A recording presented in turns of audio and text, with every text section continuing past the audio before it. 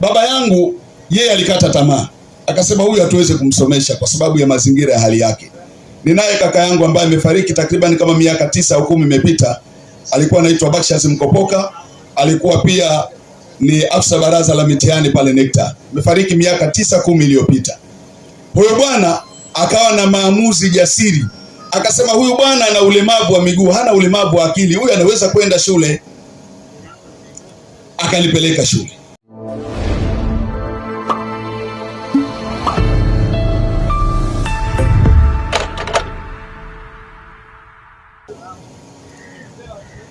Mheshimiwa, mimi nina machache ya kuyasema, naomba mniasime masikio yenu. La kwanza ambalo naweza kusema, hii kwetu ni fursa. Tulio wengi tumekata tamaa ya maisha kwa sababu yuko mtu anahitaji maendeleo, anahitaji kujikwamua, lakini hajui anaanzaje, anaanzia wapi. Kwa hiyo anakata tamaa kwa sababu kwanza kuna vitu vingi. Inawezekana kwa upande wa elimu hana elimu ya kutosha, au mwingine ana elimu lakini amekosa ajira. Ukienda kwenye mabenki huko kuna milolongo chungu tele. Ili upate mkopo huko, changamoto zake ni nyingi. Utaambiwa uwe na mali isiyohamishika, uwe na nyumba, na vijana walio wengi sio tu nyumba, hata kiwanja hana. Kwa hiyo mtu anakata tamaa. Matokeo yake wengine wanaangukia kwenye uvutaji wa bange, wengine wanakaa vijiweni, wengine wanakuwa vibaka, wakabaji, na mazingira mengine sio eleweka. Lakini kijana mwenzetu Dr. Adolf ni kijana mdogo ambaye pia pamoja na elimu aliyoipata, lakini akaamua kushare mawazo yake binafsi. Huyu ana familia, angeweza kushare mawazo haya kwenye familia yake, aweze kuikwamua familia, lakini yeye akaona hapana, kwa nini sio Watanzania wenzangu? Kwa nini sio vijana wenzangu?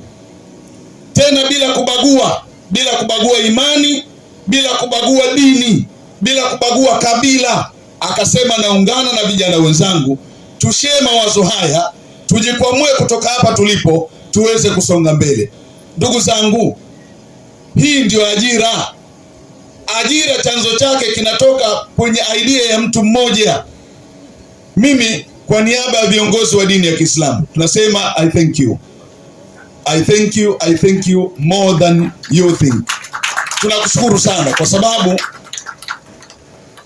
katika taasisi zetu za kidini tunao vijana ambao pia ni wafanya ibada vizuri sana, wanayo hofu ya Mungu, lakini hawajui hatima ya kesho yao, hawajui wapi wakimbilie ili washikwe mkono kutoka sehemu hiyo kuenda sehemu nyingine. Taasisi imekuja na uzuri wa bahati imekuja katika eneo letu la Kimara. Naamini kabisa vijana wa Kimara tukichangamkia fursa, kwa sababu kuna mambo mawili vijana, kuna kuijua fursa, lakini kuna kuichangamkia fursa. Hivi ni vitu viwili. Unaweza ukaijua fursa alafu usichangamkie, badala yake kukaa kuna yale maneno ya kusitasita. Nadhani ni matapeli tu, nadhani ni wezi. Binafsi, Mheshimiwa Mwenyekiti Mzee Mtambo, nimeshirikiana kwa ukaribu sana hii taasisi na nimeweza kukutana na matabaka mengi na makundi mengi ya vijana. Mmoja kati ya watu wengi huwa wana tabia ukata tamaa. Kwa maana nadhani hata hao bwana ni wa kweli bwana. Lakini vijana tujiulize, mpaka sasa nani amewahi kupeleka walau shilingi 50,000 kwa maana ya kianzio cha kuhitaji kuwezeshwa kitu fulani? Nani? Kama hakuna, tunahukumu vipi kuwa ni waongo? Tunahukumu vipi kuwa ni matapeli? Maana yake hiyo ni dalili ya kukata tamaa. Vijana safi. Tumepoa. Vijana safi. Akina mama safi. Mmepoa. Akina mama safi. Mkiwezeshwa akina mama, jamii imewezeshwa. Kwa upande wetu sisi wanaume tuna changamoto nyingi. Mheshimiwa Mwenyekiti, na kugeukia tena Mzee Mtambo, kwa sababu wanaume sisi kwa upande wetu wa Kiislamu, imani yetu imeturuhusu kuwa na mke zaidi ya mmoja. Sasa angalizo, isije kuwa mtu amepata bahati ya kuwezeshwa kupata chombo, bajaji, toyo, bodaboda, badala ya kuendeleza na kuihudumia familia aliyonayo, Yeye akaona sasa imepatikana fursa ya kuongeza mke mwingine na kuongeza mzigo wa matumizi ambao lengo la taasisi sio hiyo. Lengo la taasisi ni ile familia ulionayo uwezeshwe ili uweze kuendeleza ile familia, lakini ukiwezeshwa ukaongeza mzigo mwingine wa majukumu, maana yake ni kwamba hata msaada utakaopata utakuwa huna tija. Ndugu zangu, majukumu haya yapo, maisha haya yapo. Habari ya kuongeza mke wa kwanza, wa pili, wa tatu, wa nne, mke wa pili, wa tatu, wa nne ipo tu. Kuza kwanza kipato. Na maisha ya leo watu wanaangalia kwanza income. Lakini nimalize kwa kusema mimi niliyoko mbele yenu ni imamu wa msikiti wa Kimara Mwisho, lakini pia ni mwenyekiti wa kamati ya ujenzi hapo msikitini. Ukiacha hilo, mimi pia ni daktari by professional. Nimesomea hilo. Nimezaliwa hivi mnavyoniona nikiwa na ulemavu, lakini baba yangu yeye alikata tamaa. Akasema huyu hatuweze kumsomesha kwa sababu ya mazingira ya hali yake. Ninaye kaka yangu ambaye amefariki takriban kama miaka 9 au 10 imepita. Alikuwa anaitwa Bakshas Mkopoka.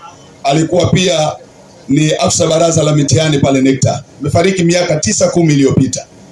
Huyo bwana akawa na maamuzi jasiri. Akasema huyu bwana ana ulemavu wa miguu, hana ulemavu wa akili. Huyu anaweza kwenda shule. Akanipeleka shule. Sasa hivi kwenye ile familia, maana yake mimi ndo naiongoza ile familia. Naleta hii story kwa sababu ya tusikate tamaa. Yanapotokea mazingira ya mtu kutoshika mkono, ndugu zangu Waswahili wanasema akikubeba mtu bebeka. Akitokea mtu akasema na kushauri, shaurika. Nataka nikusogeze, kubali kusogezwa mbele ili ukuze kipato chako binafsi, lakini iwe ni sababu ya wewe kusaidia familia. Wengi tumekuwa mizigo kwenye familia zetu.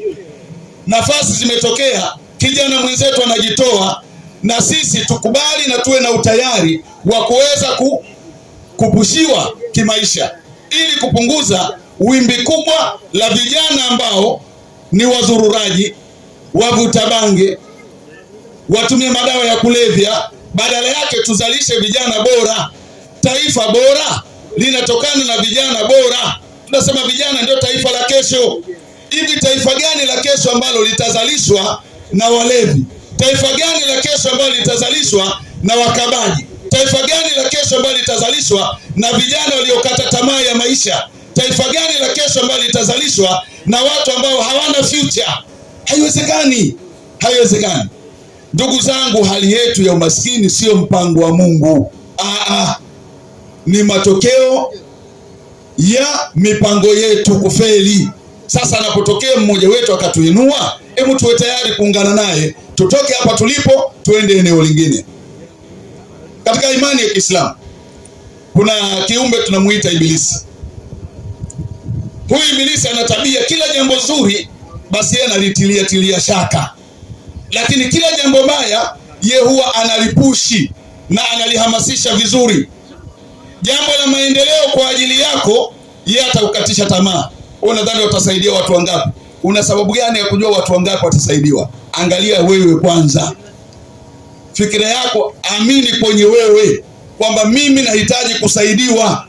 Uwe mkweli kwenye taarifa zako, kwa sababu unaweza kukosa kusaidiwa kutokana na taarifa zako sio sahihi. Kwa hiyo uwe na taarifa sahihi, lakini pia umwelekee Mungu na umwombe Mungu. Mungu atakusaidia.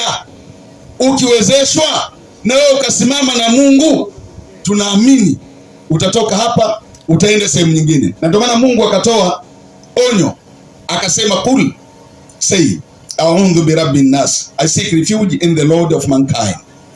Sema ninajilinda kwa Mola wa watu, Malikin nas, the sovereign of mankind. Mungu wa watu, Ilahin nas, the God of mankind.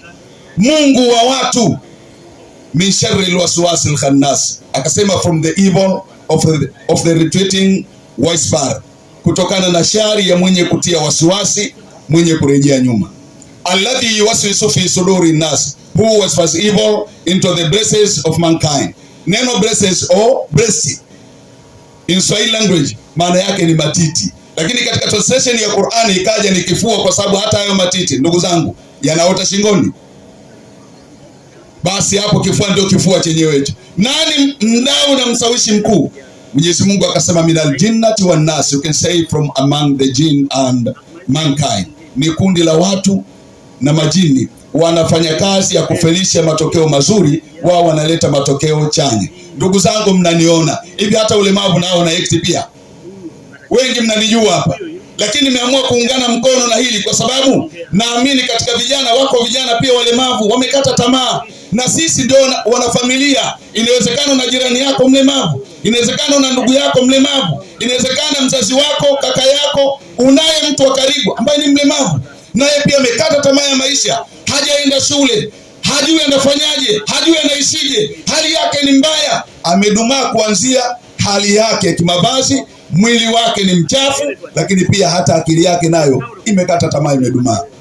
Taasisi imekuja hii, ndugu zangu, lengo lake ni kutushika mkono vijana wote, lika zote, bila kujali tofauti na itikadi ya kidini, na sisi tuwaunge mkono. Asanteni sana kwa muda mlionisikiliza, nami niseme Mungu awabariki sana. Asante sana.